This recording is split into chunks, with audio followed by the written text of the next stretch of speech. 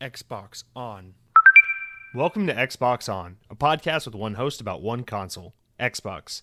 I'm said host Jesse DeRosa, and on today's episode, we talk about the latest Xbox news for the week of September 5th, 2024, including the first trailer for the Minecraft movie has been released. Indies start to feel Xbox may have turned their backs on them. Backs on them. Anyway, Alan Wake and Control could be coming to the silver screen. Finally, Marvel vs. Capcom is coming to Xbox Series consoles after all.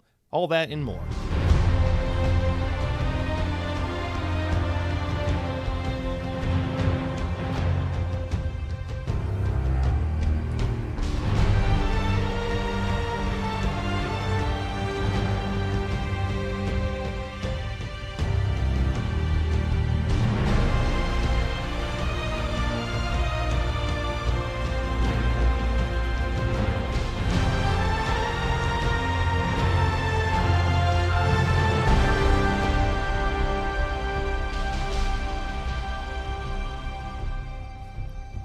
On this day in Xbox history, in the year 2023, 1 year ago, Starfield was released for the Xbox Series S and X. Hey boy, yeah, see, sometimes we do a recent game. Sometimes it's a game that's not old. I feel like sometimes we harp too much on that nostalgia period. I'm always talking about that 06, 07, 08, 09 kind of period. But here's the thing.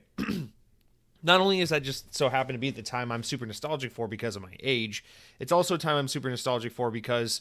Or it's also a time that comes up frequently because that was kind of like peak Xbox. I mean, that's like the heyday of the Xbox 360. So like, what do you want me to do? Maybe that's why I'm here doing Xbox on the podcast about the console for you right now, is because I just so happen to be at that impressionable, seminal time in my life when the Xbox 360 was popping off.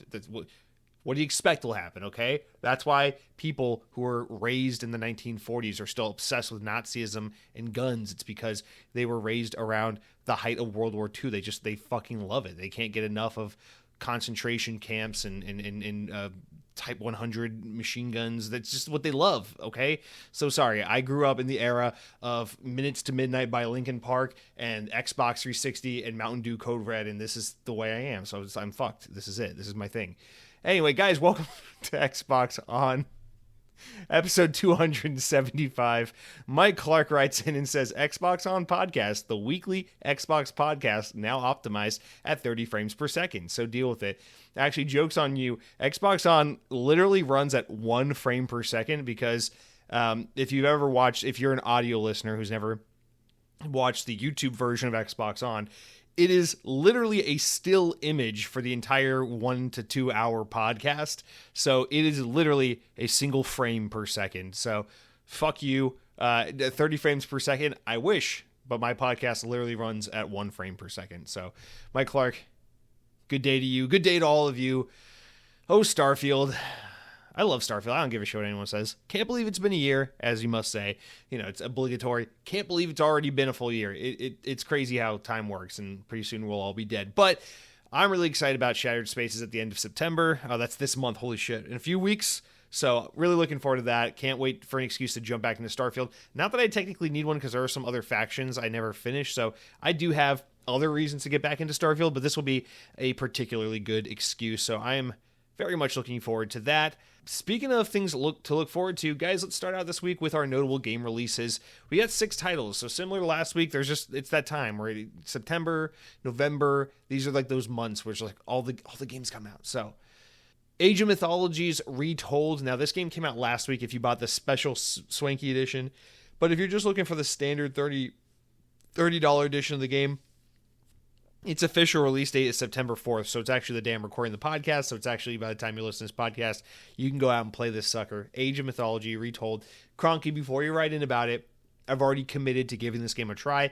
I don't know if it'll be this weekend. It's anniversary. You know, the day this podcast goes live is the anniversary of me and my girl, and we got to go do like things this weekend. And so I gotta be like a half decent person this weekend. So I don't know when I'll get around to it, but I do plan on trying this game relatively soon. So stay tuned for my absolutely uneducated thoughts about this real-time strategy game. Speaking of things I'm uneducated about, Harry Potter Quidditch Champions, September 3rd. It's out now. This is that Quidditch game. I feel like there was a lot of intrigue and hype around this game when Hogwarts Legacy came out earlier last year. because people are just like, oh man, I wish Quidditch was in this game. They're like, well, the reason Quidditch isn't in this game is because there's going to be a whole separate video game dedicated to Quidditch. And people are like, oh, sick, that's so hype. I can't wait for that game. And now that it's here, we're all like, oh, this game kind of looks like shit, right? I don't know. Maybe it's not. Maybe it's really good. I haven't really seen the reaction to it. I don't know how people are responding to it now that's out in the wild, but the game looks like shit. And then there's also the casting of Frank Stone on September 3rd, so this is also out. This is from Behavior Interactive. This is the Dead by Daylight guys. And this is a more classic narrative-driven horror game that's apparently pretty good. It's getting some really high praise, and people are really into it. I actually would be interested in giving this game a try, but I'm not gonna play this anytime soon. I'm so preoccupied with other things. But this game does look quite compelling. So there's that, and then all right. Early access. If you pre-ordered the special Ultimate or Gold editions of Warhammer 40k Space Marine 2, then you get access to that game this Thursday, September 5th. For everyone else, I think you get to play it 4 days later. So it comes out, Monday? I believe. So, yeah, this game, again, so much fucking stuff to play. This is a day one Game Pass game. So next week, this game will come to Game Pass. Warhammer 40k Space Marine 2. Looks like the best Gears of War game since Gears of War 5 came out 5 years ago. So we're long overdue for Gears of War game, and I welcome this game. It looks so fucking good. So throw that on the pile of games I wish I had more free time to get around to. And then next up, we got Ace Attorney Investigations Collection. So this is cool to see the Ace Attorney games continue to migrate off of Nintendo platforms and onto Xbox and PlayStation. This is not for me. I have nothing to say about this. I just know that these are a really beloved franchise. This is a really beloved franchise for a lot of people, and so it's worth mentioning. Finally, speaking of beloved franchises I couldn't care less about, NBA 2K25 comes out this Friday, September 6th. It is optimized for the Xbox Series X. That's crazy. I can't believe they would optimize a hyper-realistic sports simulator game to look and play best on the latest and greatest consoles on the market. But that's what they've gone ahead and done here with 2K25 Standard Edition. I wonder if the Ultimate Edition is optimized for maybe the PS5 Pro, which isn't even announced yet. I don't know, maybe. Who knows? But that's a game you can go play if you want to play the latest and greatest in basketball simulation. Guys, the games keep coming. But this week, unlike last week, the news is coming along with the games. So let's get right on into it, because generally I start recording this podcast every week at 6:30. And today I'm recording at like 8:30, so I'm already super behind. So let's just keep the fucking train going. Starting off with our mildly amusing stories updates. Now, I had the top story here I was really excited to talk about, because this is something I hope is going to come true. But I realize I need to address a certain elephant in the room I've not been talking about first before we can move on. So let's just talk about this real briefly. Black Myth Wukong, we talked about last week only in the capacity of like, hey, it's worth mentioning. This game is like kind of an unintended timed exclusive for PlayStation. It's another one of those Xbox, you're fucking up, why aren't you here kind of moments. A lot of news and rumors and speculation around the industry has been that PlayStation secretly paid for timed exclusivity for this game. And I didn't say anything about it last week because, frankly, I didn't care and I didn't believe it. And it's like one of those stories where I'm like, maybe if I ignore it, it'll go away. It's like the election, you know. Maybe if I just ignored the election, all the U.S. politicians will die and like a fucking monkey can run the country instead, because I'm sure it would be better than what we have now. But no, unfortunately, ignoring it did not make it go away. Much like a stubborn middle-aged American man. That lump on your arm is cancer, and you should probably go get it checked out before we go stage 3 and you die. So here we go. We're addressing it while we still have time. Black Myth Wukong. Xbox comes out and they're basically like, no, you stupid fucking idiots. There's no timed exclusivity. We're working with developer Game Science to bring this game to Xbox platforms. Shut up, basically, more or less. And so I'm not even really going to get into this like as a proper news story and address it in that capacity. I'm just going to touch on it and say, yes, the game is coming to Xbox. No, it is not timed exclusive. No, Sony did not pay for it. No, this is not some conspiracy. Yes, it does suck for Xbox that it's not there right now while it's hot, it's fresh, and everyone cares about it. So just putting it out there. I'm not going to get into this game beyond that conversation because it's just, oh boy, it's just so uninteresting. And you might ask yourself, well, Jesse, if you're going to be the host of an Xbox podcast, you got to be prepared to talk about the story of the day, even if it's not necessarily something you're interested in. And to that, I'd say, fuck you, because this next story here is significantly more interesting. Transformers, the robots in disguise, more like Transformers game ports in disguise, because maybe they're lurking on the Xbox storefront and we don't even know they're really there. Maybe these Transformers ports and remasters and backwards compatibility titles are actually living among us and we don't even know it. Maybe Fortnite is a Transformers game and we just can't even tell because it's so good at pretending to be Fortnite that you would think you're playing Fortnite when in actuality you're playing Transformers Dark of the Moon featuring Shia LaBeouf. I don't know. Anyway, from PureXbox.com, a rumor has begun circulating that Microsoft is working on 2 Transformers projects, both being released sometime this year in 2024.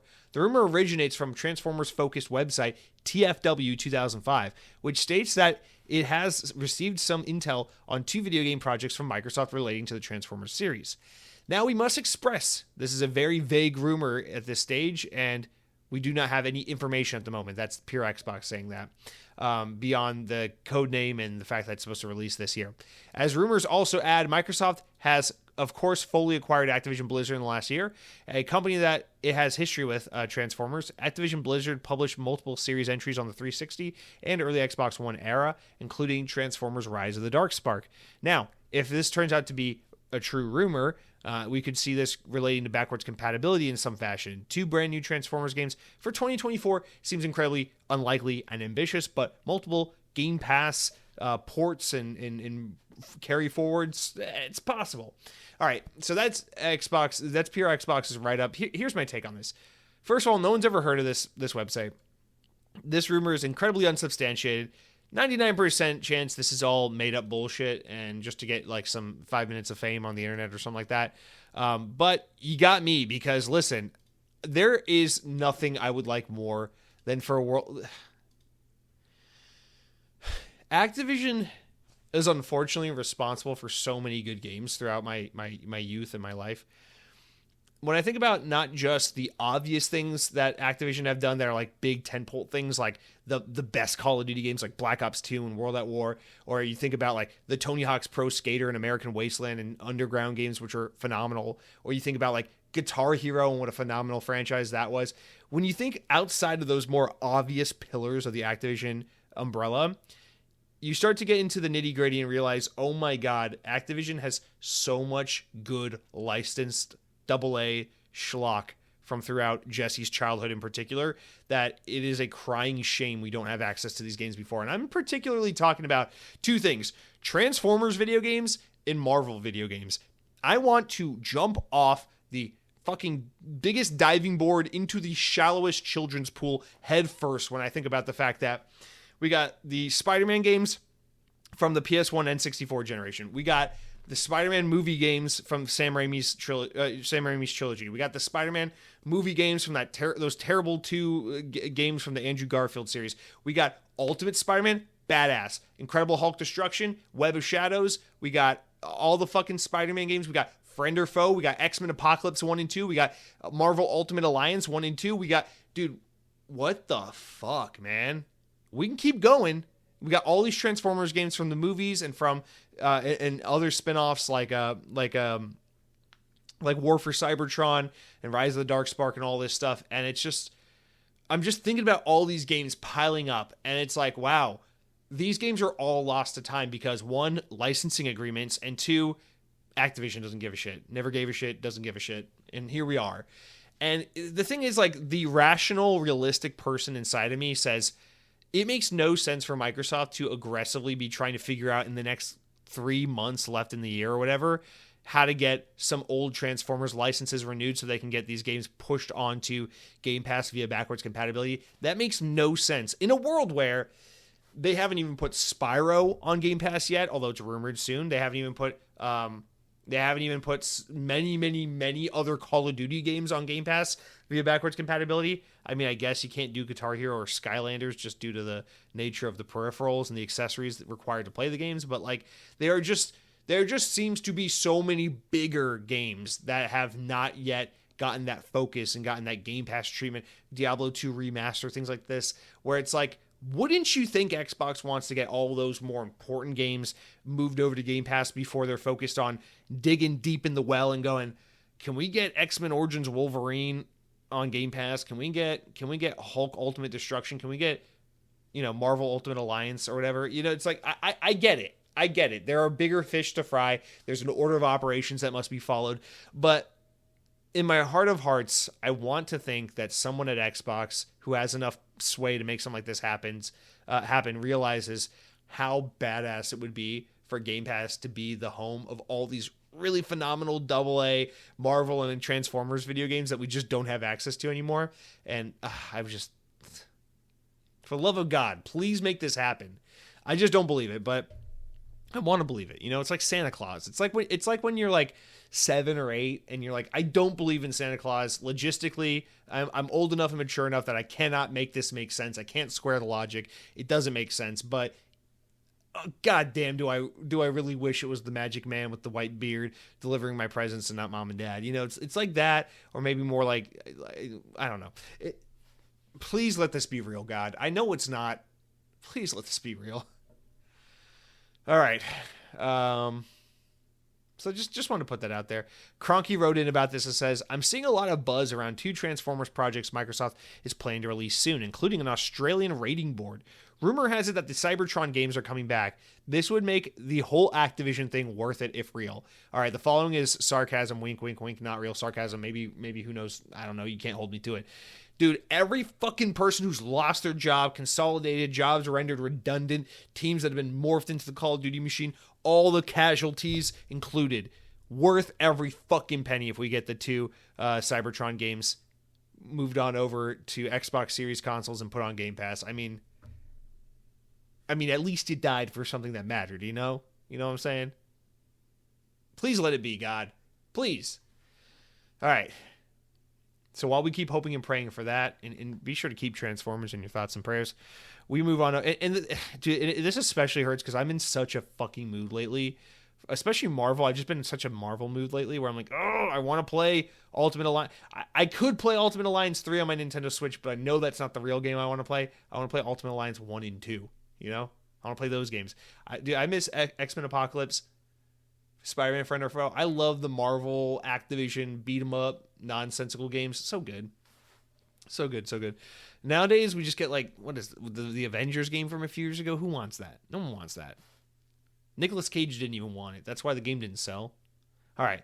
Speaking of Marvel, let's move on over. VGC relays that Marvel vs. Capcom. Good news. Here's some really good news. Definitive good news. Marvel vs. Capcom Fighting Collection Arcade Classics and Capcom Fighting Collection 2 will be released for Xbox in 2025. It has been confirmed. So back in July, Capcom revealed plans to release Marvel vs. Capcom Fighting Collection Arcade Classics for Nintendo Switch, PlayStation 4, and PC this year. I think it's supposed to come out in September, if I'm not mistaken. However, the game was conspicuously not announced for Xbox platforms. Then last week, the publisher announced another collection, the Capcom Fighting Collection 2, again, Switch, PlayStation 4, PC, and this one's supposed to come out in 2025. Following the outcry, people on the internet saying, I'm a keyboard warrior and I need to play these games on my Xbox. We kept chalking it up. The report was, there are technical reasons why they can't port these games to Xbox hardware, and so therefore they're just not coming to Xbox. But Capcom said that now all of a sudden, after having technical discussions, that they are going to find a way to get both of these collections moved over to Xbox. So the good news is we're getting the games after all. The not so great news, we're going to have to wait a little bit longer than everyone else. In fact, that Marvel vs. Capcom collection will be coming out in 2025 instead of this month, but coming nonetheless. That puts it in that Baldur's Gate 3 Black Myth Wukong territory of like, hey, at least we're getting it. The company's U.S. arm wrote on Twitter saying, we're happy to announce that after technical discussions have taken place with our partners at Microsoft, Marvel vs. Capcom Fighting Collection Arcade Classics and Capcom Fighting Collection 2 will be released for Xbox One. Woo! Both Xbox versions will arrive next year. Stay tuned for more. So the Marvel vs. Capcom Collection will include the following titles: X-Men Children of Atom, Marvel Superheroes, X-Men vs. Street Fighter, Marvel Superheroes vs. Street Fighter, Marvel vs. Capcom 1 and 2, and The Punisher. The Capcom Fighting Collection, which was announced last week, will include the following games: Capcom vs. SNK 1 and 2, Project Justice, Capcom Fighting Evolution, Street Fighter Alpha 3 Upper, Plasma Sword, Nightmare of Bilstein, Power Stone, and Power Stone 2. So, there we go. We're getting our fucking collections. Listen, here's the thing. I don't like fighting games. I know I've said it on this podcast a million times. Fighting games just don't do it for me. There are a handful of fighting games that kind of the exception. Like, every once in a blue moon, I'll try real hard to get into a fighting game just because I want to appreciate the genre, but I'm not skilled enough and I'm not technical enough, and they frustrate me and piss me off, and then I quit easily. So I'm not a big fighting game person, but I must say, Marvel vs. Capcom is artistically one of the greatest things to ever happen in the video games industry, and for that reason alone, I will purchase this, and I will try for probably the 8 trillionth time in my lifetime to enjoy Marvel vs. Capcom. I won't be good at it. I'll probably give up on it pretty fast. But I'm going to buy it. And I'm going to go, damn, the sprite art and the music in this game is so fucking good. All right, let's go back to Call of Duty and Spider-Man and fucking, what else do I play? Sonic the Hedgehog, Cars, I play Cars. I don't know.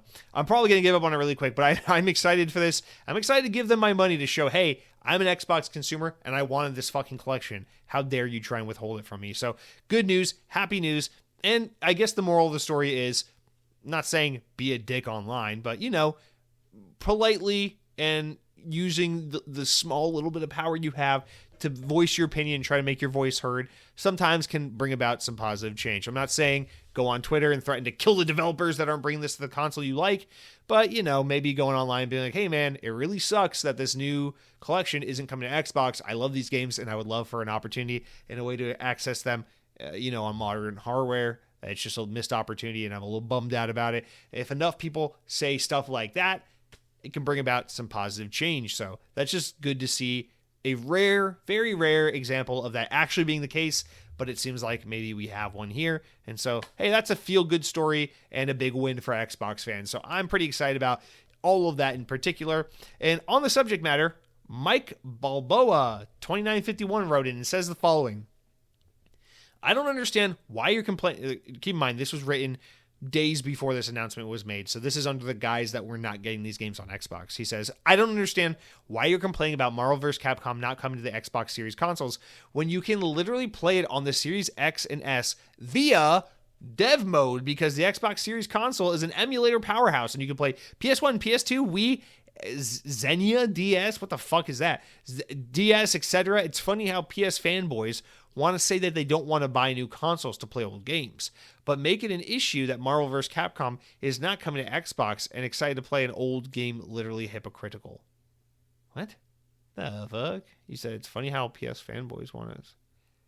Here's the thing, Mike Balboa. Thank you for writing in, but you just reinforced for the millionth time today alone why I am not a PC gamer. I don't give a shit what I can do with emulation. I don't care if I can use the power of emulation to bring my grandfather back from the dead. Motherfucker staying dead because I don't want to learn anything about emulation. It's not happening, okay? So stop. There's always some fucking guy who's moderately tech savvy on the internet who oversimplifies this thing you can do that you're not supposed to do and says, well, I don't understand why people care so much that Epcot got rid of Horizons. You could just build Horizons in your backyard. Shut up. I want to go to Epcot and I want Horizons to be there, and I don't even want it to replace Mission Space because I kind of like Mission Space. I want it to replace Guardians of the Galaxy Cosmic Rewind because it has no fucking business being in that park. Fucking tear that piece of shit to the ground. Move it over to Hollywood Studios where it belongs. I don't give a shit what you do with it. I want to ride the real Horizon. So here's the thing, Mike Balboa. Just like Rocky Balboa, you need to learn when to take a punch to the face because you're saying shit that doesn't make me happy because it makes me use my brain, and I don't have a lot of brain cells. And if I use them thinking about emulation, I might end up living in a simulation of a life that's not my own. And I don't want to. I don't want to live my life.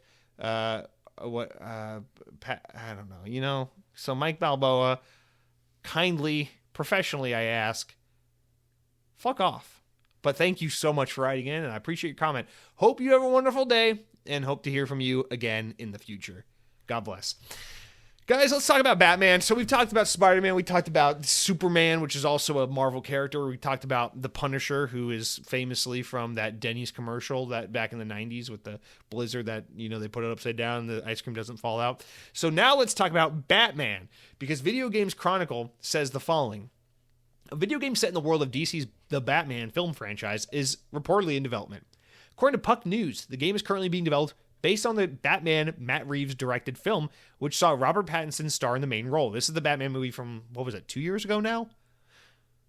God, time goes fast. The report claims that AT&T tried to sell the WB Interactive Entertainment video game unit for $4 billion back in 2020, but it was then deemed too valuable to unload.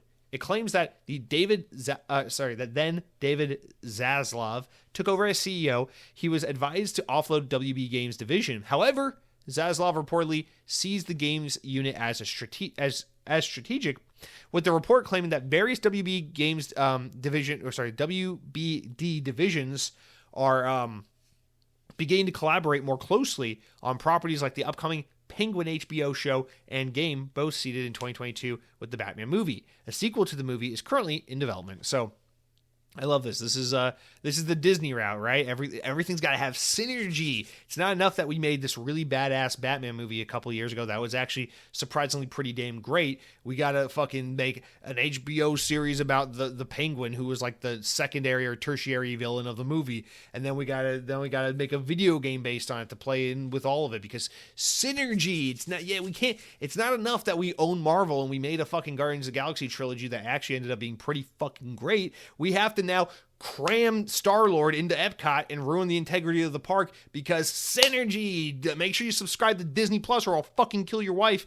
This is Disney. This is the world we live in. This is WB being like Disney. Why is WB being like Disney? Because there are 4 companies that own the entire fucking universe, and now we're talking about 3 of them, because we're talking about WB, we're talking about Disney, and oh wait, we're talking about Xbox, which is part of Microsoft, which is part of one of 4 companies that owns everything in the world. It's like Publix and Advent Health and Disney and WB and Microsoft and Apple, and they own it all, in Amazon and Google. And here it is. Here are like the 6 companies that own it all, and they all behave the same because this is what you do. You just fucking synergize, and you make people download to a really awesome service called HBO Max, and then one day you flip the script on them and you turn the pretty purple color into an ugly blue, and you call it Max, which sounds like a fucking Pornhub subscription. And I'm afraid that my mom might see my bank statement and be like, "What the fuck is this Max you're paying $10 a month for?" I'm like, "It's just Larry David. He's really funny. Please, mom, please." But here we are in this world where everything has to synergize, and that's not to say that this is a bad idea. Listen, we all love Batman video games. The Arkham games are phenomenal.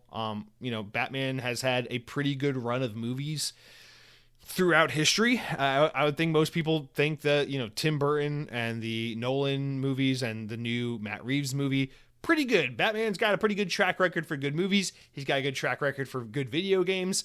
I think this sounds like a win, right? But I don't know. There's something that makes me inherently cynical when it's like, oh, we're going to synergize our property. Shut up. I want to play the new Batman game in the first place. You don't need to make it fucking the Twilight guy in order for me to want to play the new Batman game. Can we just have a spice of life type approach to these things? But I don't inherently hate this news. I'm just being a little cynical and a little silly for the sake of entertainment. It's fine. It's cool. We're going to get a Matt Reeves Batman video game for some reason. I would like to know who's making it, who's directing it, people behind the thing, what kind of game they're aspiring to make. This will be the first big notable Batman game really since Gotham Knight, or Arkham Knight. So this will be pretty cool to see. Curious to learn more about it. As of now, it's a rumor, so really not much to talk about there. But make sure you subscribe to HBO Max. I'm just kidding. It's called Max now because fuck you. All right, let's move on to Lego Harry Potter. So you've heard of Harry Potter, but this is Lego Harry Potter. He's Harry Potter's younger brother. VGC relays that a re-release of the Lego Harry Potter collection is coming to the Xbox Series consoles next month. That's right. The pair of games, which first debuted on Xbox 360 and then received an Xbox One port years later, will be released digitally on October 8th. The collection combines both LEGO Harry Potter Years 1 through 4, as well as LEGO Harry Potter Years 5 through 8, and the 2 DLC packs that were released for the latter game, and it will all be included in one collection. This remastered compilation is developed by Double 11, which enhances both the graphics and gameplay to, you're going to love this, guys, 60 frames per second, native 4K resolution, haptic feedback, highest resolution shadow mapping. Wow, this is like the power of your Xbox Series X turned up to the max, right? We were all promised 60 FPS 4K gaming. Well, guess what? When Xbox was promising all the teraflops and all the frame rates and all the resolution, they were just talking about LEGO games. So you stupid bitch, you thought Starfield was going to be the best looking game you ever played. But little did you know, Phil Spencer was only talking about LEGO Starfield. So be on the lookout for LEGO Starfield. It's going to look and run phenomenally on your Xbox Series X. But yeah, all silliness aside, this is cool. I love seeing games brought forward. This is less exciting because these games were already accessible through Xbox One. So, backwards compatibility. But it's cool that they're being up-resed and made really accessible on the most modern hardware. And I'm always going to be a fan of taking old games and making them really accessible for modern audiences. Not that I give a shit about LEGO games. Not that I give a shit about Harry Potter. Not that I really give a shit about triple dipping on a game that's been released for the third time. But it is always worth applauding and worth mentioning. So there you go. For all you Harry Potter fans out there, you get not one, but 2 Harry Potter games in the next month or so between this Quidditch game and now this remastered collection or this re-release collection. All right, and then to wrap up our opening news segment, you guys, let's just talk about this Phil Spencer quote that's been kind of making the rounds. Not really even a quote, just this thing he mentioned. So at a PAX West event recently in this past week, Phil Spencer hosted a storytime chat panel during about the games industry, talking about different aspects of the business, including some of Xbox's stories. During the chat, Phil was asked about some of the biggest games that Microsoft has missed out on signing up, and the boss mentioned 2 popular Activision games that went to live on for years to come after Xbox passed on having the opportunity to sign on them. The 2 games he mentions were Destiny and Guitar Hero. At the time, of course, Destiny developer Bungie had only just recently split with Microsoft, so perhaps that makes more sense. But the boss goes on goes into more detail. Skipping on, he talks about how like they saw Guitar Hero, and like you play, you plug a plastic controller in your Xbox and you play like basically like Simon Says on a controller, basically to like license music. Like I don't know, this will catch on, and then of course. Guitar Hero ended up being what it is. So he kind of pokes fun at like how Microsoft and Xbox kind of misread the potential of these games and passed on the opportunity to sign either of them before, Red Octane or Harmonix, and of course Bungie went on to go work with Activision on these respective games. So just a fun little anecdote, nothing really to talk about. It's just a fun little behind the scenes of like, oh, do you know sometimes these things happen, and then executives kick themselves in the butt repeatedly because they passed on Destiny, and that's how that works. And then many years later, PlayStation acquired Bungie well after the height of Destiny, and now they're paying the price for doing so. So that is the story of the universe, and that's the conclusion of it as well. So, guys, that's it for all of our opening news stories. We're going to get into the main news, but before we do, I really just want to tell you a little bit about what I've been playing because, hey, it's been a busy weekend. Lots of video games to talk about. But before I can tell you about what I've been playing, I got to tell you first about what I've been eating because I'm a hungry boy and I'm hungry for discussion. I'm hungry to talk to you about the food I've been ingesting. So, this weekend, I had the opportunity to go to a restaurant with a friend, something I look forward to doing when I have the opportunity to do so. And my friend said, hey, my wife really wants to see your new baby cat. So can we come over to your place on Saturday and see your baby cat? I said, if you come over to my place, you better fucking take me to dinner because I'm a lady and I like to be wined and dined.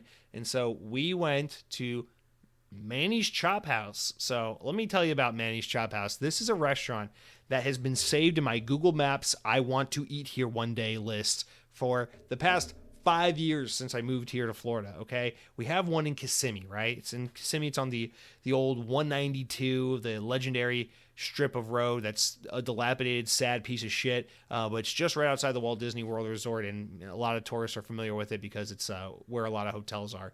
But they've had one over there forever, and when I first moved here, I drove by it probably within my first couple months and said, That place looks cool. It's kitschy. It's got like this Route 66 like license plate all over the place, looking like stop on down for a ribeye at Manny's Chop House. It looks like just a fun, cheap like Texas Roadhouse knockoff style steakhouse. And I was like, okay, I want to eat there one day because I like fun, kitschy kind of places. You know, see my love of Rainforest Cafe for further reference. But yeah, so it's always just been there on my list of like I'd like to try that place one day.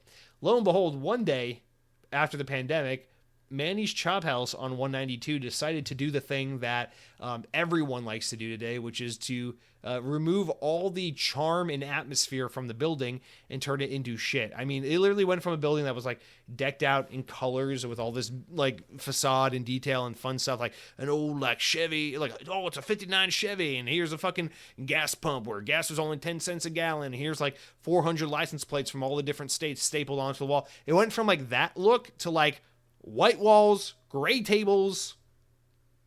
The server leaves the water pitcher on your table. Don't you hate that in the fucking hipster restaurants where like they leave the jar of water on the table and then like you fill up your little cups and there's no ice and the water's cold, but you can taste that it's old, but it's, I fucking hate it. Oh, I hate you so much, modernity. But yeah, they turn it into kind of like one of those places. I'm like, well, what's the fucking point of eating at a cheap, kitschy, like touristy steakhouse if you remove all the kitchen charm out of it? Like, what the fuck is the point of this? So lo and behold, there are a couple other Manny's Chop House locations we have in the greater Polk County area. So I had to drive out there to try one of these because I told my friend I got a place that's really fun to eat at. It's going to be awesome. This place is everything I should not be consuming, but it was like the ultimate cheat day. This is like a cheat week basically with what I had, but this place is fucking awesome. First of all, the prices will make you think you walked back in time into 2015 because it's like insanely reasonable. But this place is phenomenal. You get seated. The restaurant's awesome. We went to this other location that hadn't been remodeled, so it's still fun and kitschy and charming inside. It's one of those restaurants where like you have like the red tablecloth, like the shitty like chain Italian restaurants, but then they put like butcher paper sheet over the tablecloth. And then your server comes up to you and does like hey guys, my name's Jeff, I'm your server. And he takes out a fucking Crayola crayon and writes Jeff upside down on your fucking table when he introduces himself. And you're like, all right, we're in for a really good time. This is not going to be like a stupid 5-star Michelin restaurant where I have to order small portions and drink wine with my pinky up. This is one of those restaurants where I'm going to fucking get lit and we're going to eat a brownie sundae supreme by the end of it. I can just tell. So it's one of those restaurants. It's a cool place, okay? So we're ordering fucking chicken wings. They got the endless house salad. They got the soft rolls with the cinnamon butter that comes complimentary. Name me another restaurant that still does complimentary bread in the year 2024. These things are a dying breed. This is amazing. It's like dinosaurs for restaurants. So we got the complimentary bread. We got the chicken wings. Everything's on fire. And I go, I'm going to get me a beer. It's buy one, get one free. If you have beer from the time they open at 4 o'clock until 7 o'clock, which is like I worked in restaurants. That's the middle of the goddamn dinner rush. They do buy one, get one beer. Why are you doing buy one, get one beer on a Saturday night at 6 o'clock? That's like the height of your dinner rush, you stupid, ill-advised business. You're so dumb, but I'm glad you did it because I got buy one, get one beer. So I'm like, all right, we got this beer, we got this fucking rolls, we got the chicken wings, and then you get your ribeye. Oh boy, you get your ribeye? That's some good fucking seasoning they put on that ribeye. You get it medium rare because you're not an idiot. And then they got like the crazy desserts with the brownie sundaes. I was too full for dessert. We didn't do dessert, but I wanted to. I thought about it. This food is phenomenal. This restaurant's amazing. If you've ever been to like a Texas Roadhouse, it's pretty much the same thing, but it's even more kitschy and charming inside. The food is way better, and the prices are about on par with like a Texas Roadhouse. Maybe just a touch cheaper, but more or less the same.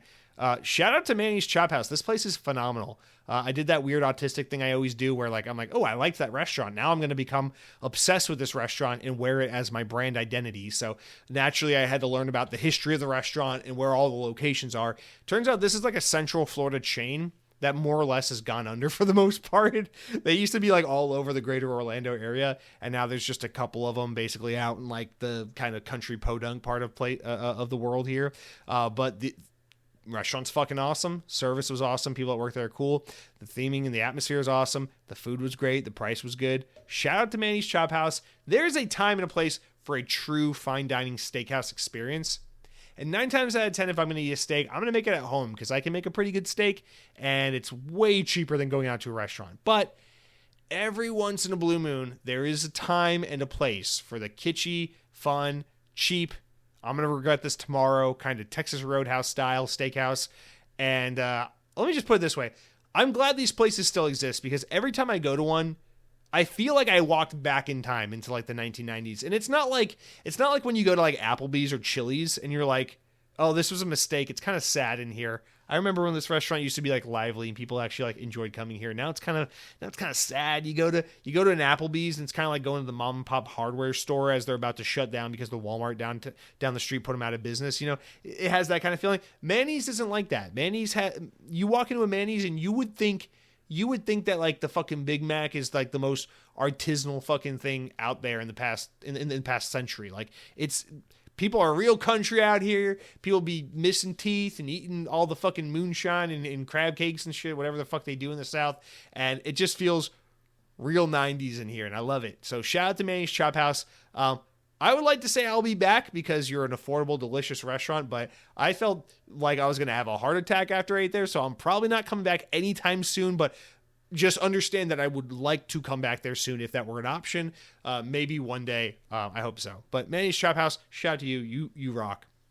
Now, speaking of rocks, let's talk about something that is as boring as a rock, and that is the game I've been playing this week. You guys, Black Ops 6, does it suck? No, not really. I'm just being salacious. So here's the thing. The Black Ops Early Access Beta started. So if you pre-order the special edition of the game, or if you're a Game Pass subscriber, you were able to jump in this past weekend, and it was pretty generous. It was Friday through Monday, so they gave you a lot of time to play it. Actually, I think it might have been Friday through Tuesday. Like, they gave you a lot of time. It was like 4 full days, at least. But yeah, the Early Access Beta for Black Ops 6 happened, and this upcoming weekend, this Friday through Sunday, they'll do the open beta so everyone can give it a try. So if you didn't pre-order it or you don't have Game Pass and you're kind of interested in giving Black Ops 6 a try, your time is coming in just a few days here beginning on Friday.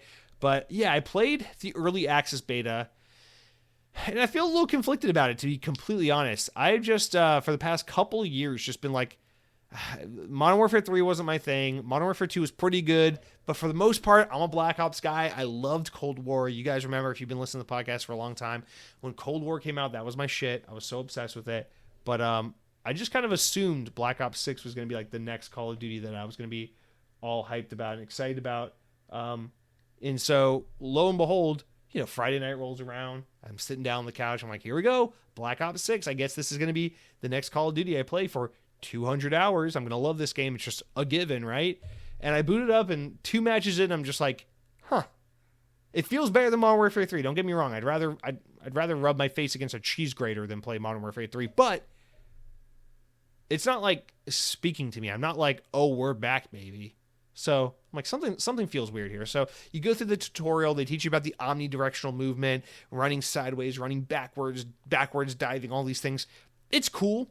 It's not as game-changing as I thought it would be. It more or less just feels a little more fluid. It's kind of like when Modern Warfare 2019 introduced that tactical sprint, and you're just like, okay, this is cool. And then really quickly, you're just like, this just kind of feels normal, and you only really notice it if you go back to old Call of Duty, how much faster and smoother and more maneuverable Call of Duty feels. It's kind of like that. Like, it just opens up the game a little bit more, but it doesn't feel like it's a game changer.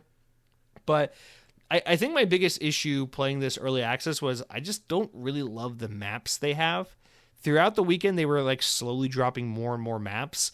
And by the end of the weekend, I thought the maps that they were putting towards the end were much better than the first 3 maps that were on there by default. But I wasn't loving the maps. They do feel a lot more Treyarch and Black Ops in design with like the traditional small to medium sized 3-lane maps. But they didn't feel, I don't know, they didn't feel like, I didn't love like the aesthetic. I didn't love the environments. It felt like a game that feels like Black Ops but looks like Modern Warfare. And I feel like that was kind of my overarching issue with the game.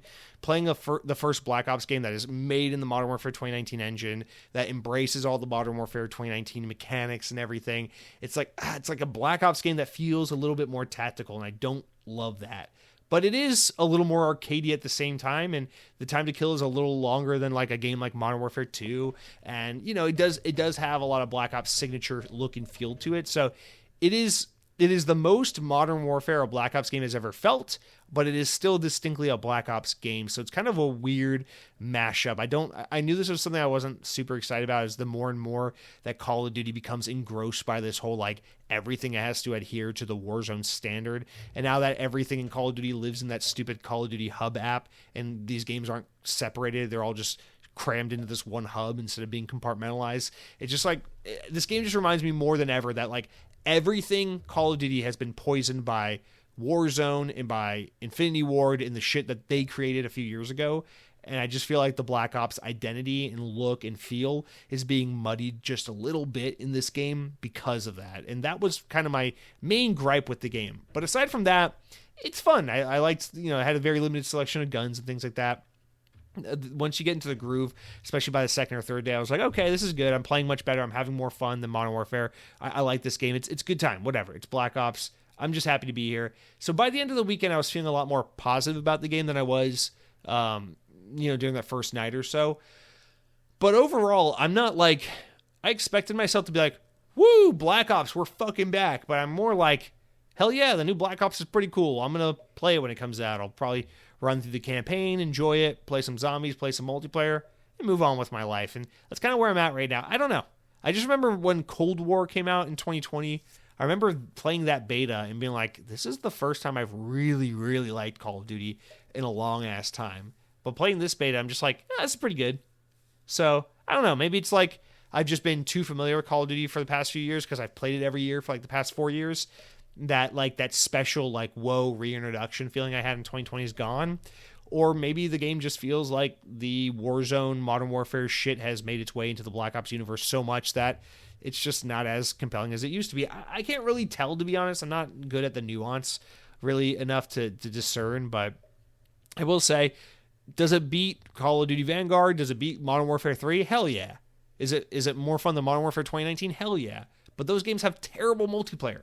Is it better than Modern Warfare 2? I surprisingly really liked Modern Warfare 2. I don't know what it was about that one game. The exception to the rule, really.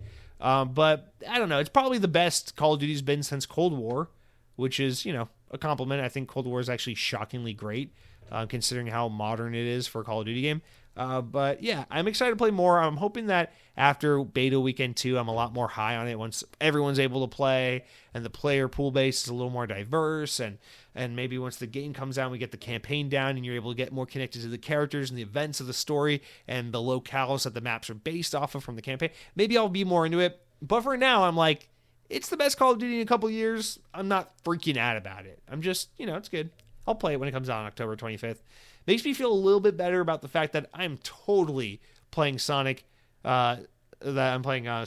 Generations X Shadow before I jump into Black Ops 6 because that shit looks so good. Anyway, Black Ops 6 is good. I'll talk more about it next weekend after this other open beta, but I'm not crazy about it. There's that one submachine gun that kind of like spoiled the whole beta because it was like the only gun anyone was using.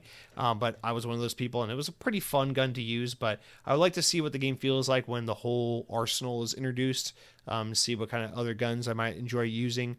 But for the most part, it's just more Black Ops. Good stuff though. We're looking forward to hopefully learning to love it a little bit more with time. Cronky writes in and says, I got a Kimbot. It's actually awesome. It's more proof that indies are the future. For better or for worse. So, the other game I've been playing this week is a Kimbot. If it sounds familiar, it's because last week I probably said this name 150 times because it got dropped on us kind of unexpectedly, and it is this new game that looks phenomenal. From the developers of Pumpkin Jack, this is their second outing, the small French studio, and this game is so fucking cool. So, I purchased this game the minute it went available to buy.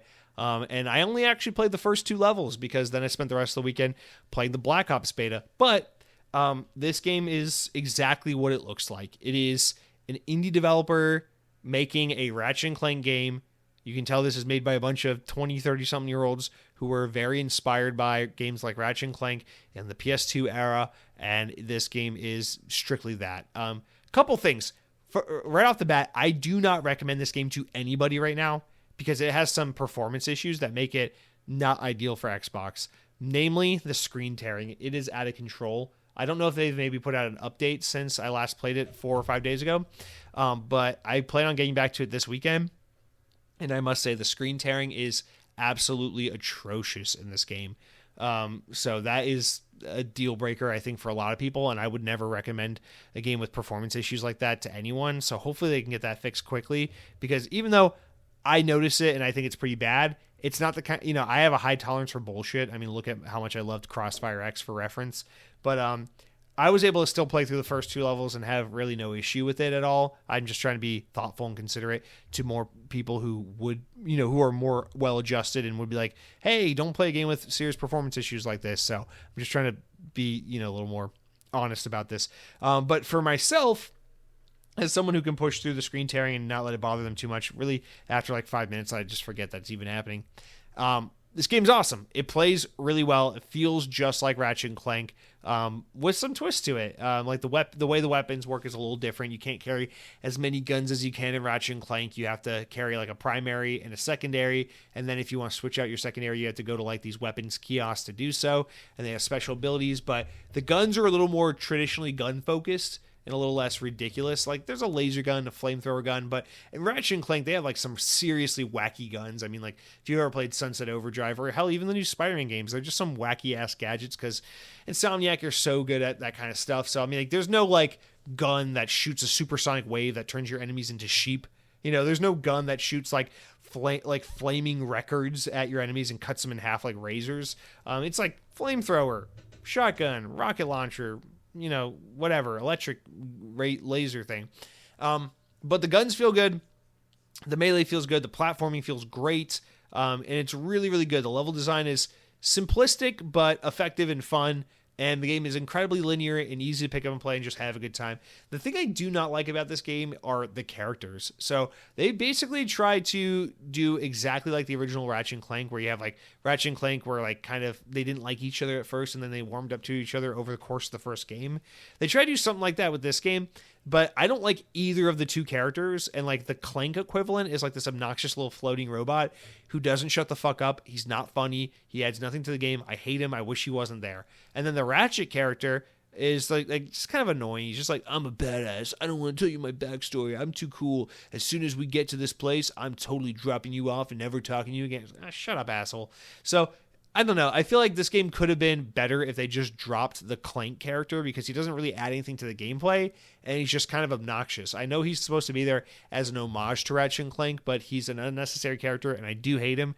And I do wish, kind of like Pumpkin Jack, that this game didn't have voice acting and it was just readable dialogue, because I feel like this team is, they're big enough after Pumpkin Jack that they can afford VO, but they're still indie enough and European enough that their VO is not very good, and I feel like it's a detraction for this game and not an addition. So I don't love that for sure. Definitely am not really interested in the story or the characters or the writing or the voice acting, but the gameplay is phenomenal. The level design is pretty cool. If you like 3D action platformer games from like the OG Xbox PS2 era, if you love Ratchet and Clank in particular, you owe it to yourself to play this game. It's $20. It's a great price. It's about an 8 to 10 hour game, $20.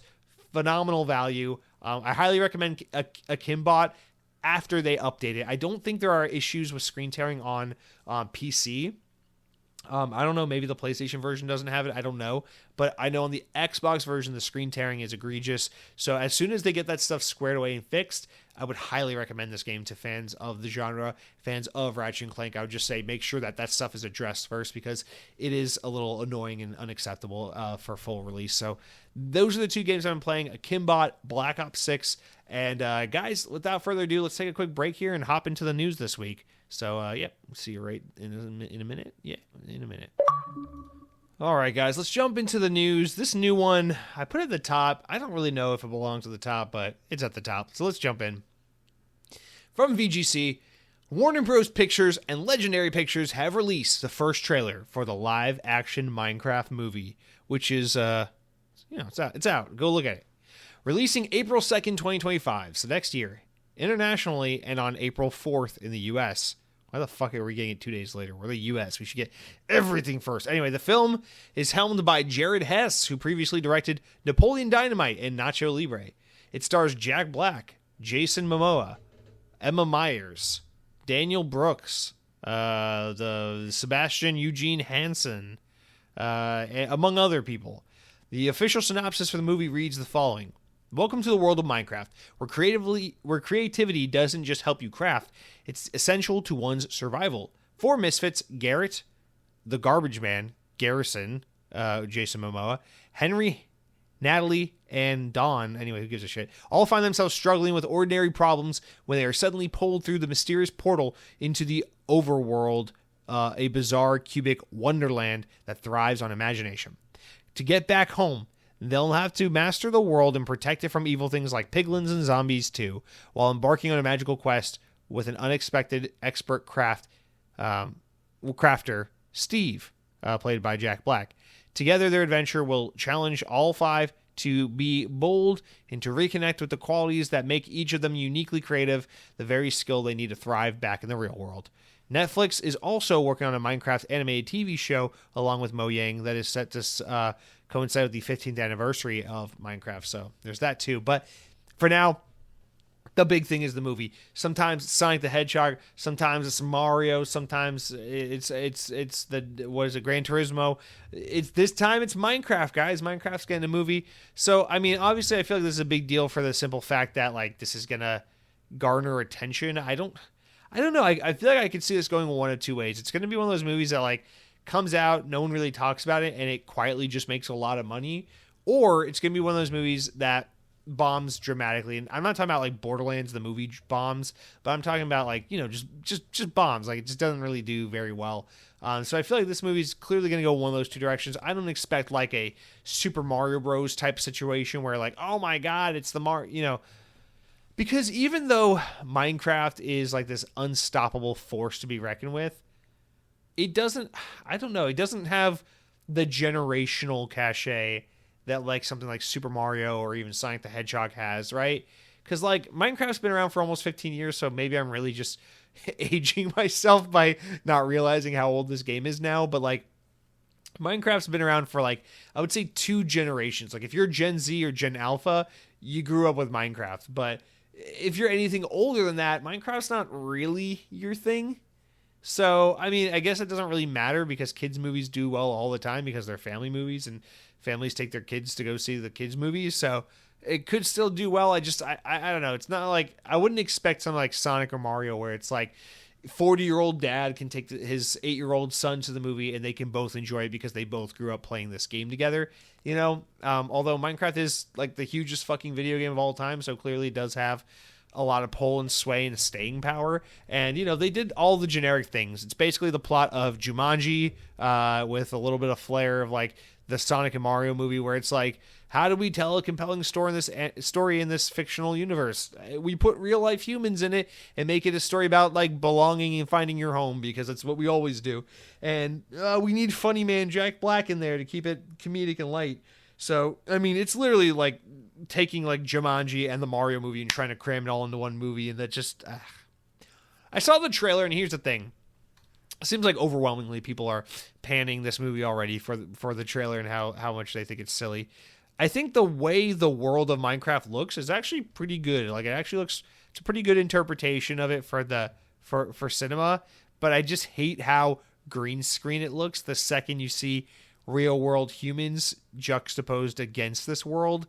And so that like kind of immediately kills it. Like if it was all animated like the Mario movie, I think it would actually look pretty good. Like I would say they killed the aesthetic, but trying to do the live action clash with this actually surprisingly pretty well done CG world they've built is just a bad combination. And it just looks so fucking green screen. So I don't know. It's not a good time. I'm not liking what I'm seeing. But yeah, also just watching old man Jack Black like try to, I don't know, it doesn't do it for me. It's cringy. It's not working. It doesn't look funny. It doesn't look cute. It doesn't look charming. But then again, I don't really know what works and what doesn't because Because honestly, the Sonic movies have done way better than I expected them to, and we're seeing this weird thing happen in movie theaters where like movies that you would think would at least do pretty solid or bombing like crazy, and movies that you think would be like it's okay or like just destroying box office numbers and doing insanely well.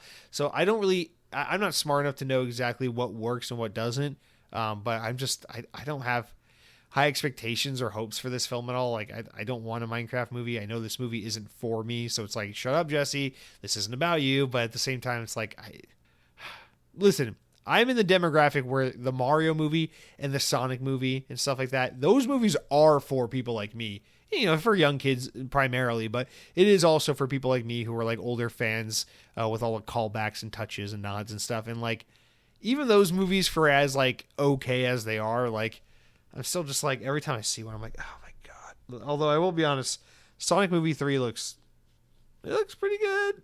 But I know when I actually watch it, I'm just going to be like, why are there all these humans? Why are we so concerned with the drama of the husband and the wife couple where they had to do a song? Anyway, I can't feign enthusiasm for these kinds of things. I'm not trying to be a hater. It's just, yeah, the Minecraft movie, shocker. It's not for me. I'm not super excited about it, but it is happening. And, yeah, the trailer's out, so at least it's not like one of those things we keep talking about, and then it never happens, like the BioShock TV show or movie or whatever the fuck they're doing with BioShock. So there we go. But let's move on to the original like combo, 1-2 combo of stories I want to talk about. So I'm going to read this first story that's technically PlayStation news. Then I'm going to talk about this Xbox One, and we can talk about them together. So starting with the PlayStation thing, Sony announced earlier this week plans to take their new live service shooter, Concord, offline. They are pulling the game from sale and offering full refunds to players who bought the game. This follows news reports that the PlayStation 5 and PC exclusive shooter has sold fewer than 25,000 copies across both platforms since it released on August 23rd, less than 2 weeks ago. All right, so there's that. This was all over the news. Probably the biggest story of the week. Definitely the biggest story of the week. Just kind of a huge upset. No one can really think of a time a game has come out and failed this hard, this fast, and been delisted and removed, basically immediately. Like, it's just kind of unheard of. So there's that, right? But then let's read into the second one. From VGC, the developer of Souls-like indie Intoria, The Last Song, says that they've delayed the Xbox version of the game due to a lack of communication from the platform holder. Jayama Games posted a statement on their website earlier on Monday saying that while the game was set for release on PS5 and PC in September on the 19th, the Xbox version had been put on an indefinite hold. Intoria has been on a passion project of ours for years, and we cannot wait to see you bring the fight to the authors to put finite end to the twisted eternal play, the statement reads. But even the beautifully detailed world of Intoria, there is bound to be some darkness. Unfortunately, at this time, we have to announce an indefinite delay for the Xbox version. We understand how disappointing this news is to the Xbox community, and unfortunately, despite our best efforts and hard work from our dedicated team, we've encountered challenges that had delayed our release on the Xbox platform. We want to emphasize that this is not a decision that we've made lightly. While the statement didn't initially explain the reason for the delay in detail, some started to speculate that they may have been down to difficulties in porting the game to Xbox Series S, an issue that has affected some games in recent history due to Xbox's technical insistence of Xbox Series X games also being released on Series S. However, the studio then added a further message on X, claiming that the issue was actually what it called a lack of communication on Xbox's side, saying, quote, "We believe that Xbox is blessed with a huge gaming community, and we would love to see release Intoria on your platform as fast as possible, as we spend a lot of money and resources to make that happen. But the task is nearly impossible with Microsoft taking months to reply to us when we have a game ready for submission," it wrote. The studio also made it clear that in replies to other users on Twitter, that the game's performance on Series S is not the issue at all. They say, quote, "It's not an issue of performance.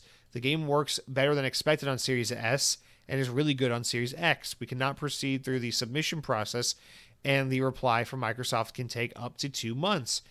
It also refuted claims that Sony had given the studio money to make a PlayStation exclusive.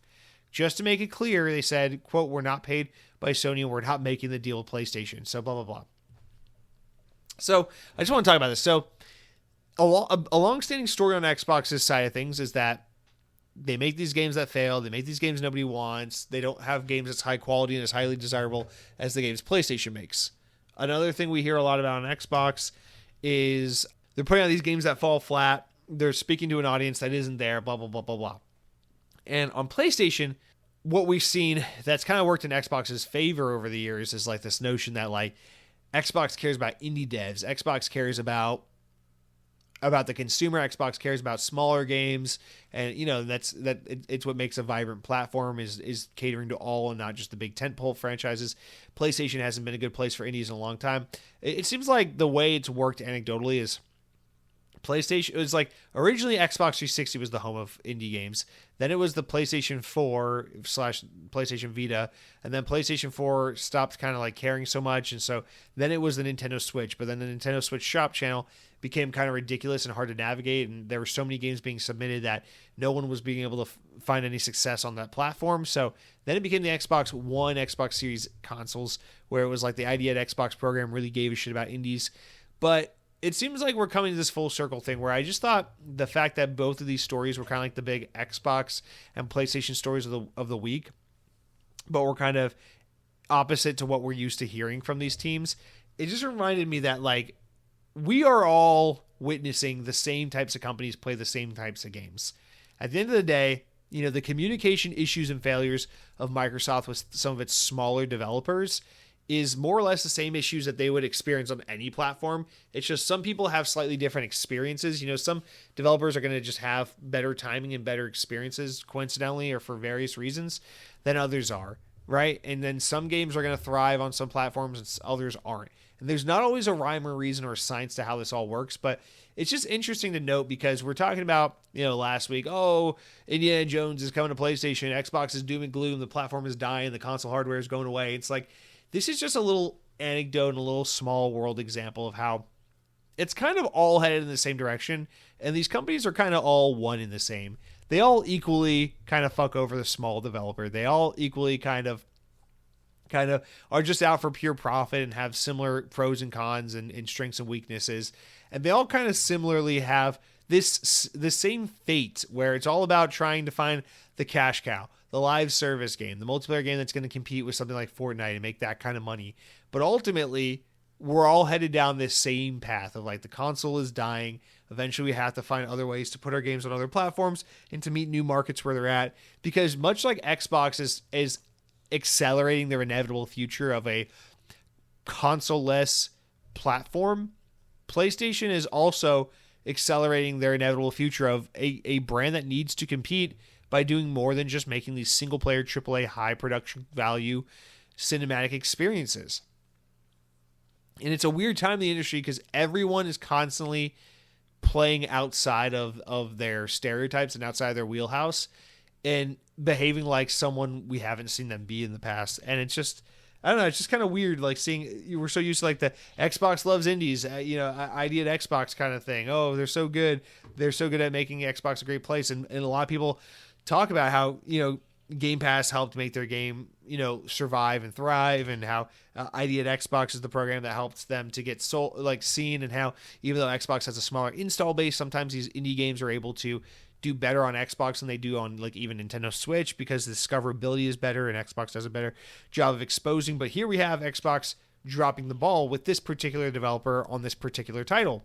That serves as kind of a contradiction to what we know Xbox to be with these smaller developers. So I know it seems like almost like an apples and oranges thing, but I just thought it was funny that the big story for Xbox this week and the big story for PlayStation are just kind of examples of both of them kind of playing the other side's fiddle, where Sony has been seen as like they're too big for indies. They don't really care about indies anymore. But here's Xbox kind of dropping the ball on the indie support. And Xbox is usually seen as the one where it's like, oh, Bleeding Edge, what a joke. Oh, man, Hellblade 2, what a joke. No, Xbox has these dumb games. Starfield is so underwhelming. Everything on Xbox sucks. It's like Concord comes out. It's like, well, Xbox hasn't had a game that's failed half as bad as Concord just did. Pretty much ever. I mean, even Redfall last year was a bigger success thanks to Game Pass engagement and all that. And that game actually had issues because Redfall was kind of like not optimized and fully content ready when it came out. It was just kind of half baked. Whereas Concord's apparently like a pretty competent first person shooter. It's just a game that nobody's interested in, nobody asked for.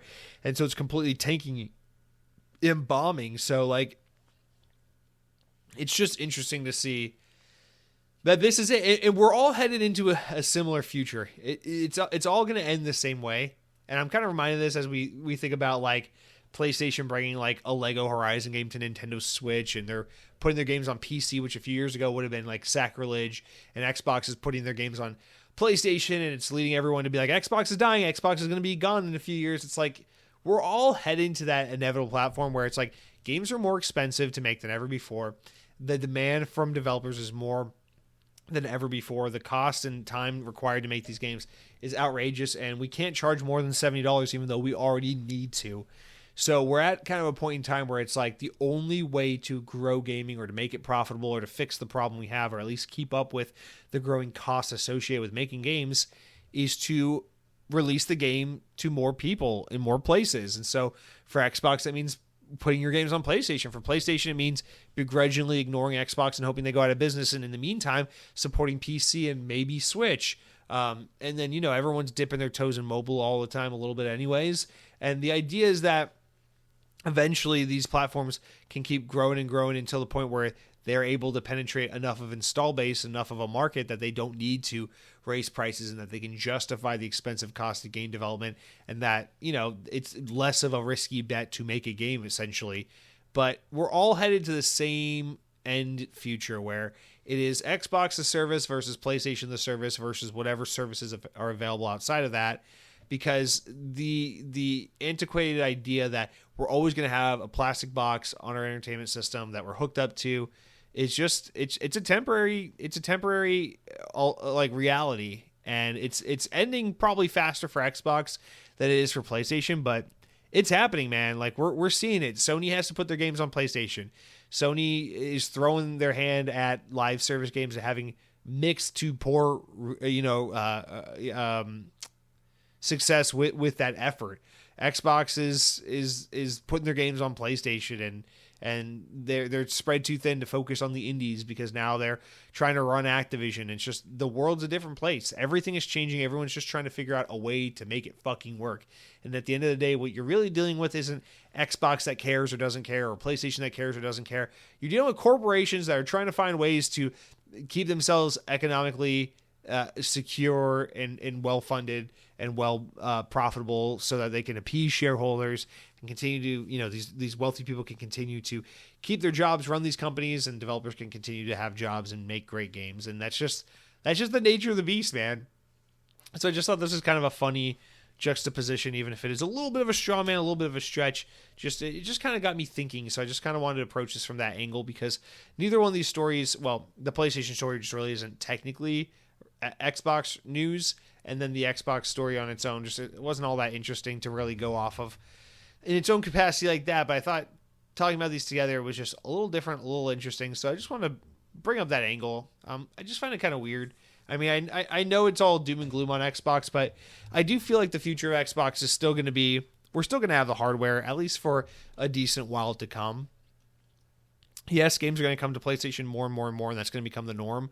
But as long as there's always an Xbox to play, I'm good. And then inevitably when that does end, the thing is that's going to come at a time where we're already pretty much at the point in time where Nintendo and PlayStation and everyone else doesn't really have a box, because we've moved on beyond that. But we're not there today, so nothing to worry about too much. It's just, I don't know. These are like just seeing PlayStation like kind of take a hit and fall from grace a little bit with how everything with Concord's played out.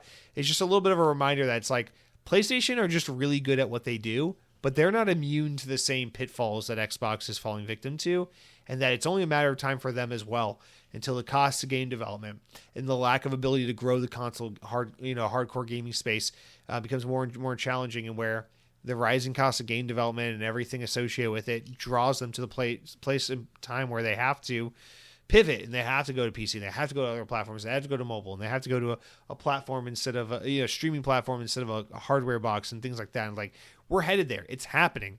It's just happening for some brands faster than others. That's really all it is.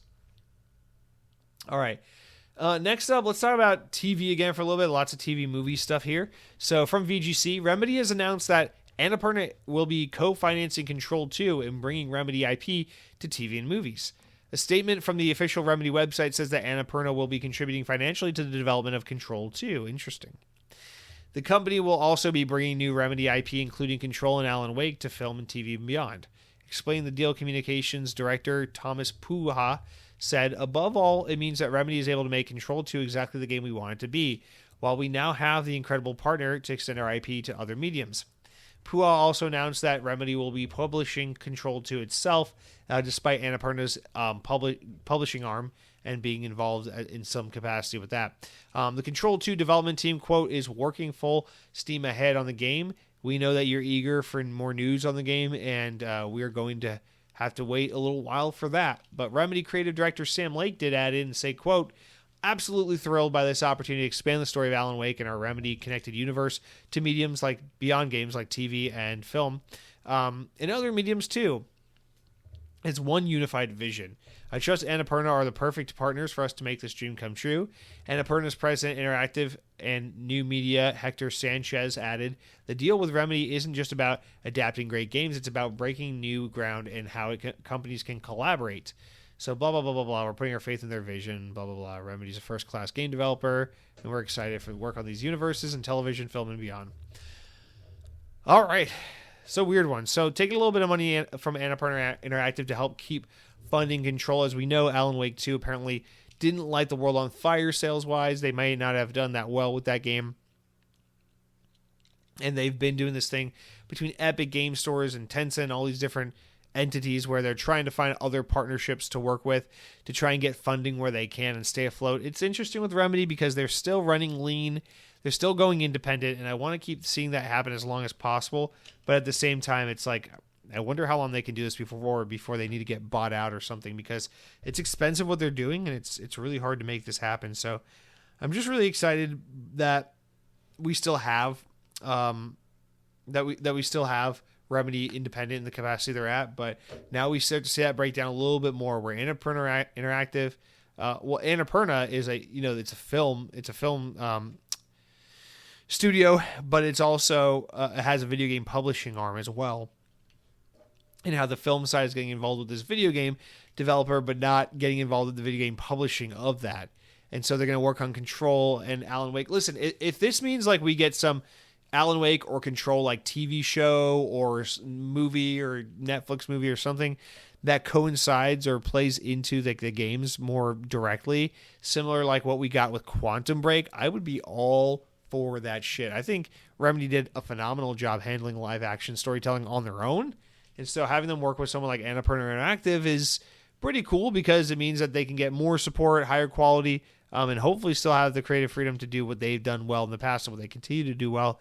I just don't want to see them shoehorn like a TV or a movie component into these IP just for the sake of contractual obligation, because these stories in these worlds are really rich and really compelling, and I would just like for them to have their own breathing room. And I don't know, it's just that thing where it's like I'm always a little bit protective, because I think gaming is such a special art form that is oftentimes illegitimized or taken a peg down because society has an unfair bias towards respecting film and television a lot more so than video games. And I think Remedy are one of the teams that do the absolute best job of bucking that conventional thinking and proving to the world that actually great storytelling can happen in video games. In fact, storytelling that's so robust and so specific to the strengths of the medium that film and television could never.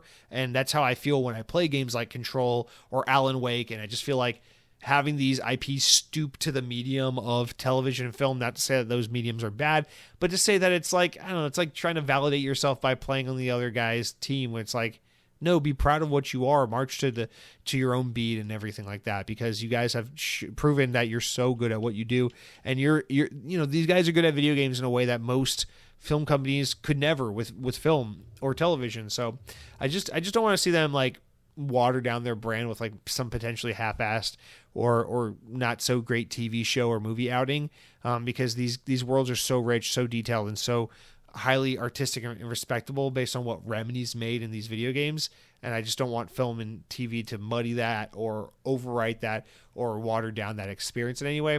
But on its own, I think removed from that, you could potentially do great television or movies, especially television, with these IP. I mean, oh my God, what they did with Quantum Break was so good. And if you could do something like that with Alan Wake, like I don't know, like an 8-episode like Amazon show or something like that, I think you could do something pretty cool, pretty exciting. But we'll just have to wait and see how this partnership develops. Although it is pretty weird that Annapurna does video game publishing, but it's just the film division of them that is involved with this whole ordeal, even though they're working with a video game developer. So maybe that has something to do with their pre-existing deal with Epic Games. I don't know.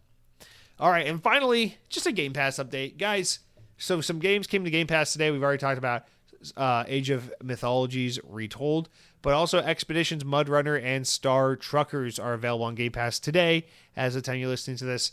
But coming soon, next week on September 11th and the week after that on September 17th, we got Riders Republic and Train Sim World 5, respectively. And Train Sim World 5 is going to be a day one Game Pass game. So good stuff coming to Game Pass this month, and then leaving Game Pass on September 15th, so try them before they're gone for good. Ashes of Singularity, FIFA 23, Payday 3, Slime Rancher 2, Spider Heck, You Suck at Parking, all leaving Game Pass on September 15th. So give them a try before they're gone. And you guys, that's going to bring us to our important enough news stories. Stories important enough to make the podcast, but not important enough to warrant their own discussions, of which we have not many, but a few. Let's talk about the game layoffs of the week. All right. Rocksteady is the latest studio to be hit with layoffs, according to a new report. Sources told Eurogamer that numerous employees have been made redundant over the past month, with the QA team being shelved from 33 to 15 staff, as well as QA job losses too, other QA job losses. According to the sources, job losses are directly linked to the release of Suicide Squad, Kill the Justice League, and the poor sales of that game. Next up, Ouka Studio, the developer behind Visions of Mana, is reportedly set to close as part of an overall scaling back of investments in Japan by NetEase and Tencent. Both Chinese companies are invested heavily in Japanese game development in recent years, acquiring numerous development studios and opening new teams. However, a Bloomberg report claims that both companies are starting to rethink the strategy because it is yet to be bear significant fruit. So, thoughts to everyone affected by those layoffs, of course. And then finally, Capcom veteran Hideaki Itsuno is leaving the company after more than 30 years. Itsuno's career at Capcom spanned over 3 decades, and in that time he served as director of Power Stone, which is coming to that Capcom collection, Devil May Cry 3, 4, and 5, Dragon's Dogma 1 and 2, as well as producing several other Capcom projects. And that is going to do it for all of our news this week. You guys, time for the best, last, greatest segment of the podcast.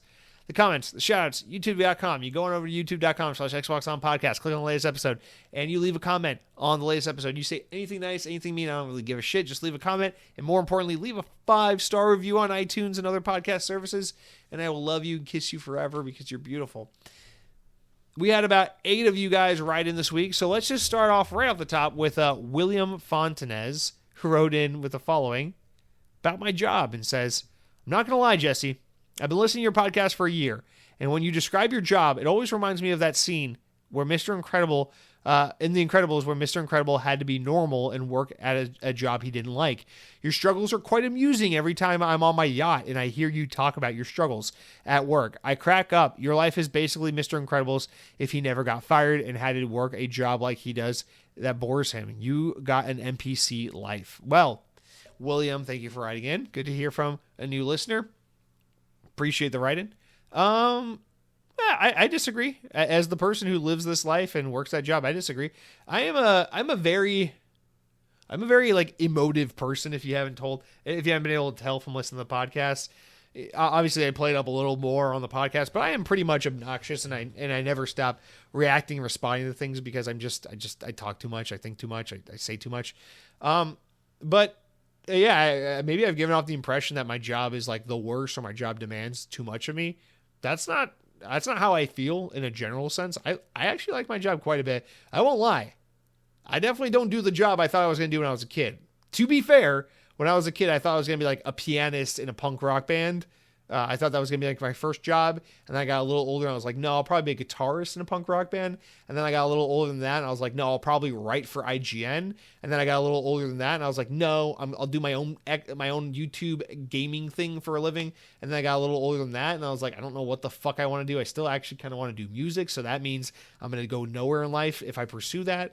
And so then I ended up just kind of getting a regular day job. I mean, I studied literature in college. So to be fair, the fact that I'm even employed at all is a fucking miracle. So let's just be honest about that. But no, I actually like my job quite a bit. I work for a company that's been really good to me. I actually, for maybe I should be embarrassed to admit this, but it's true. I find deep satisfaction in the work I do. Yeah, my job's been really good to me. There's no denying, my job is sometimes stressful, but that is also because I'm just a very stress-induced person. I get stressed out very easily and I get overwhelmed very easily. And I don't take stress well all the time. I often show that I'm more like worked up than I actually feel like I am. So I don't know, maybe sometimes I come fresh off of work into the podcast on a Wednesday afternoon. I'm like, work. But I like my job. I'm grateful for the work I get to do, and I'm grateful for everything my job's afforded me. It's actually been pretty decent, all things considered, especially because, hell, I work in the Orlando job market, and the job market here is actually hot ass and shit at the same time. So I'm pretty fucking grateful for what I got going for me. But William, I don't own a yacht. I have been on a big boat. I've been on a cruise ship multiple times. I've been on Disney and Royal Caribbean cruise ships, which are bigger than yachts. So fuck you. And sometimes when I'm on those big cruise ships, I laugh. So just want to say I've been on a bigger boat and laughed, which means you're dumb like Mr. Incredible, because Mr. Incredible, his superpower is to be really strong, not to be really smart. So, but no, that was a very funny, when I read your comment, I cackled a little bit because I'm like, it's a funny mental image. And if I've painted this image that I'm Mr. Incredible working in my fucking gray cubicle, miserable with my life. And if my boss says one more thing to me, what does he do? He like grabs this guy and like throws him through like a series of 10 cubicles or something. I'm not about to conduct any kind of action like that. So please calm down, William. But, no, works good. Like I'm grateful, dude. Hey, I'm not even 30 and I've been blessed enough to be able to, build a career and acquire a house. My generation's biggest issue is that no one can get proper housing. No one can get decent jobs. So I feel pretty as someone who's not technically religious, I don't know of a better word to describe, my situation other than to say I feel very blessed. So William, maybe one day I'll have a nice yacht like you. And, maybe one day I'll be like Mrs. Incredible, who doesn't go to the cubicle job. She just walks around the house with her big fat ass and her Pixar mom booty shorts and just I don't know what the fuck she's doing. You just fucking know she's banging Frozone though. You know they got something going on when Mr. Incredible's not around. You know.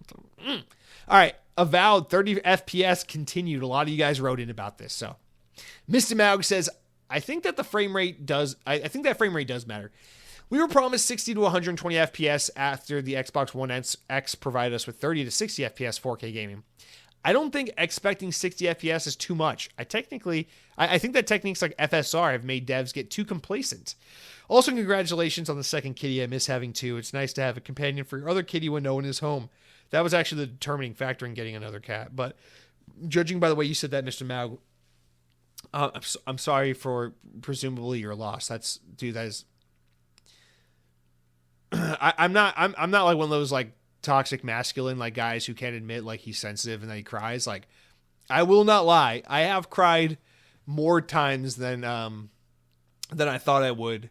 Just being a cat owner, there are too many times where I'm just like I get too emotional because of how much I love these cats. So, God, the thought of not having my cat, holy fucking cow. Don't even want to think about it. But Mr. Maug, wishing you and yours all the best, and glad you still have that one kitty, and hopefully you're able to, I don't know, whatever makes the most sense for you guys. Maybe get another cat one day, or just know that you had a great time with your little guy while you had him. So I gotta stop talking because it's gonna make me cry thinking about losing the kitty.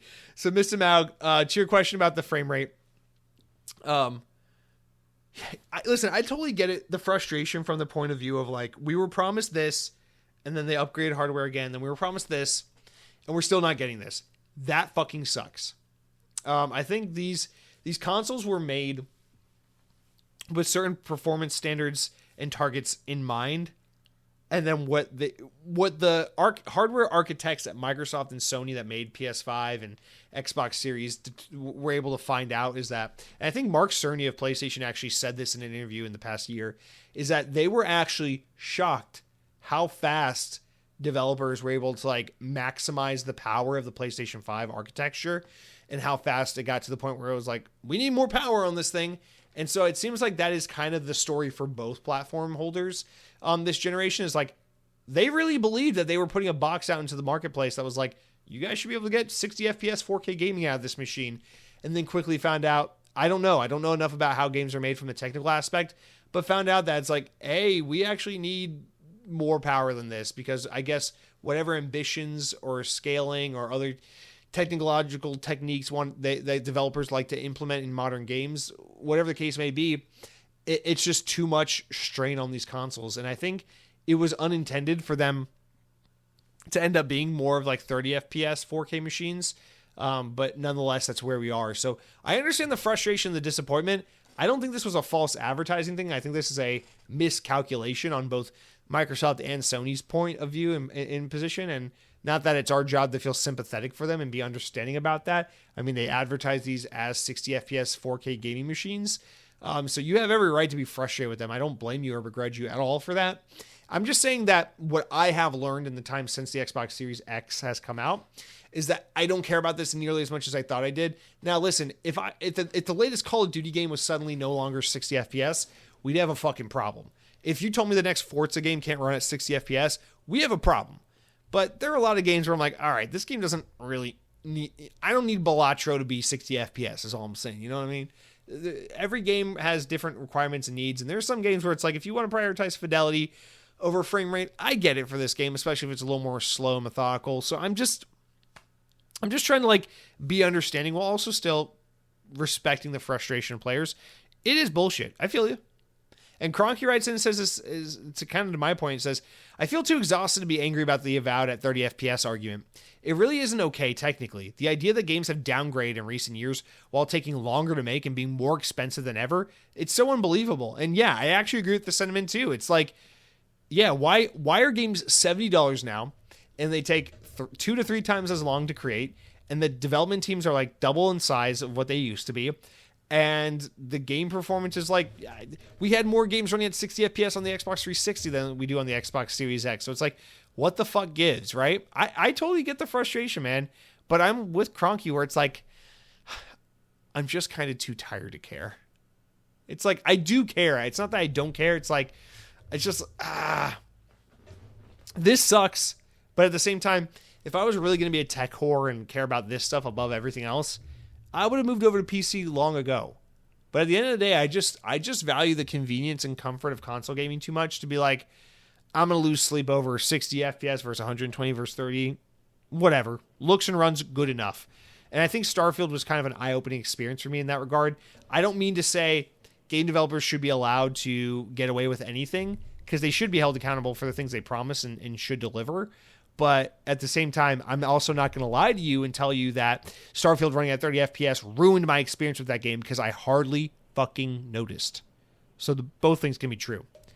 Objects in Space wraps us up on this conversation and says, with Avowed targeting 30 FPS now, and all the YouTubers losing their minds over it, am I the only one that can hardly tell if a game was running at 30 or 60 FPS? Count me as a who cares. Objects in Space, I don't think you're the only one at all. I think statistically, we have feedback that shows that people value 4K resolution over 60 frames per second. And that's why so many games target 4K resolution over higher frame rates. That is the plain and simple part of it. The thing is, in the hardcore gaming community, there is more of a preference for performance and frame rate over visual fidelity, and I fall in that camp too. I will take high frame rate over high visual fidelity any day of the week. But your average Joe, especially your more casual gamers, they go off of what they see immediately. And more often than not, when you go in the store and you're looking at all the TVs on the wall at Best Buy, you notice how pretty the picture is before you notice how smooth the picture is. And that's what they're after, is the thing that catches eyes more immediately. And a pretty picture means more than a smooth motion. And so that's the thing that gets prioritized simply as a result of just trying to be like, we want to make the game that's going to sell best, the thing that's going to demo best and show best in trailers and make people want to buy this game the most. And that is why visual fidelity wins out over frame rate 9 times out of 10. However, it doesn't mean that it doesn't matter. You know, I get it. I'm sympathetic. But as for your whole, like, I can hardly tell a difference.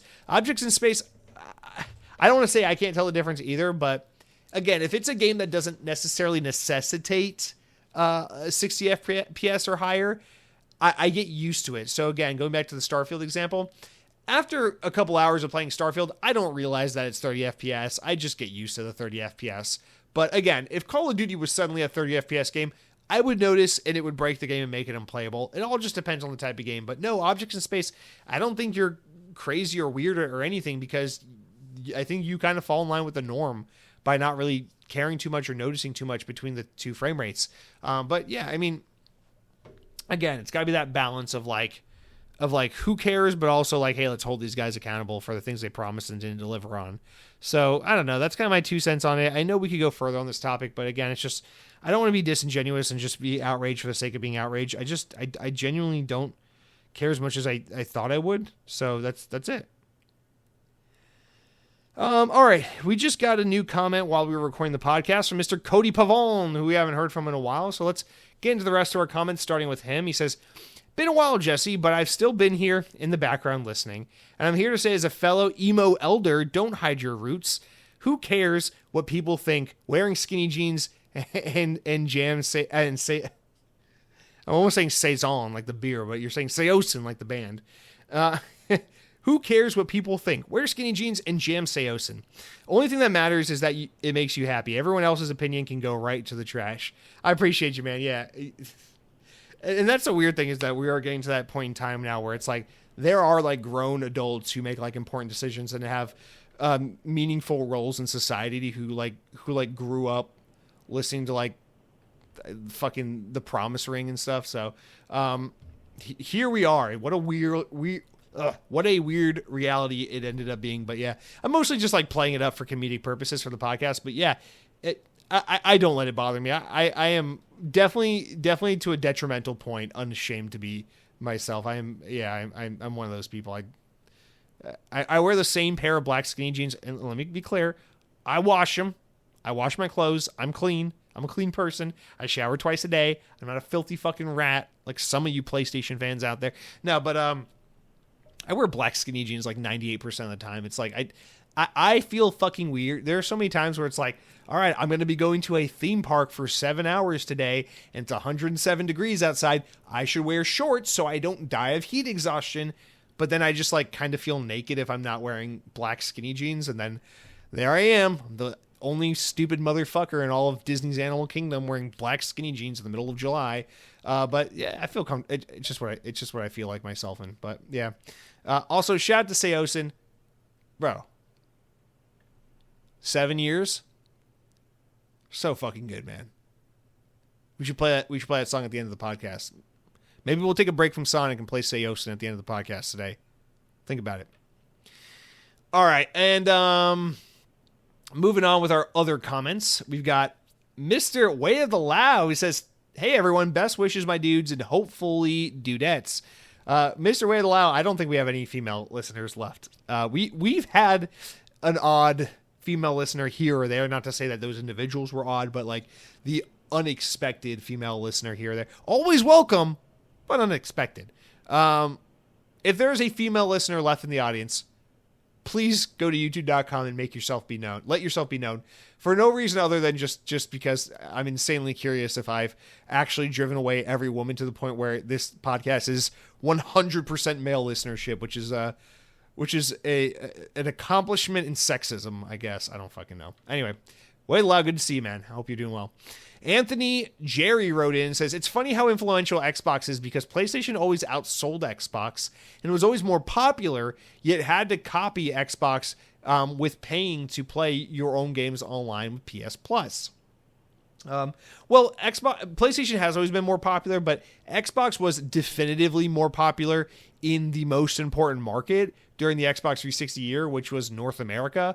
And it's not to say like oh, the U.S. is the most important place in the world. Pat yourself on the back. It's just, it is the most influential place on earth. And I'm not trying to, I know there's no way to say that without sounding conceited. Sorry to all of our Australian, German, UK listeners out there. I'm not trying to sound like an asshole. I know it's kind of how it comes out, but it's that we were a very important market, and Xbox was the biggest console in this market during those pivotal years, and Xbox Live was a changer for the games industry. So even though, PlayStation does better than Xbox and historically always has, doesn't mean that Xbox hasn't done incredibly influential things that have forced PlayStation to be like, all right, we need to adopt that. Okay, we need to do something similar to that. We need to respond to that.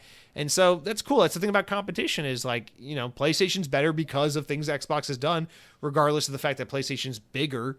It's still been forced to evolve and change and become better over time because of things Xbox has done, and vice versa, of course. But Anthony, thank you for writing in. It's good to hear from you. Everyone, thank you for writing in. Let's wrap up with Corny Puddle, who says, plain and simply, Pumpkin Jack is an awesome game. I played it last year and I loved it. Akimbot looks sick. Corny Puddle, you nailed it. Akimbot is sick. Pumpkin Jack was awesome, is awesome. It's Halloween time, so go play Pumpkin Jack, go play Akimbot, and have a great week, you guys. That's it. No more comments. HHH. I always put HHH. Headhunting Halo didn't write in this week, so we're not gonna round out with him, unfortunately. But thank you all so much for listening, for writing in, for participating. New commenters, old commenters, and repeat listeners and new listeners. Everyone, appreciate you as always. Hope you take care. Hope you have a great week. Be well. Hug a PlayStation fan next time you see him. We joke, but we're all human beings. Console wars are silly. Let's actually round out this show with SAOSIN because, dude, 7 Years by SAOSIN, such a fucking kick-ass song. So we're going to do that right now, but be well, be merry, eat your Manny's Chop House ribeye steak, and until next week, power your dream.